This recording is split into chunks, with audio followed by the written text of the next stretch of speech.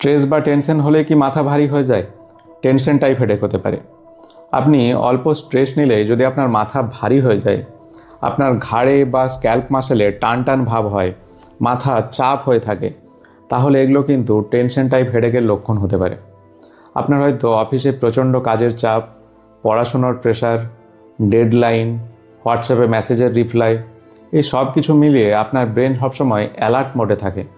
এই অ্যালার্ট মোডের ফলেই ঘাড়, কাঁধ বা এই স্ক্যাল্পের মাংসপেশিগুলো টান টান হয়ে থাকে এবং এর ফলেই তৈরি হয় টেনশন টাইপ হেডেক। স্ট্রেস কমাতে না পারলে এই হেডেক কিন্তু দিনের পর দিন হতেই থাকবে এবং আপনাকে নাজেহাল করে ছাড়বে। স্ট্রেস যদি অল্প স্বল্প হয়, তাহলে আপনি প্রতিদিন ব্যায়াম করুন, মেডিটেশন করুন অথবা জার্নালিং করুন। সমস্যা অল্প হলে তো মিটেই গেল, ঝামেলা নেই। কিন্তু মাথা ব্যথা যদি প্রচণ্ড তীব্র হয়, সাথে বমিভাব থাকে বা অন্য উপসর্গ থাকে এবং মাসের বেশ কয়েকটা দিন আপনার নষ্ট হয়ে যায়, তাহলে কিন্তু শুধু স্যারিডন খেয়ে থাকলে হবে না। আপনার দরকার দ্রুত চিকিৎসার।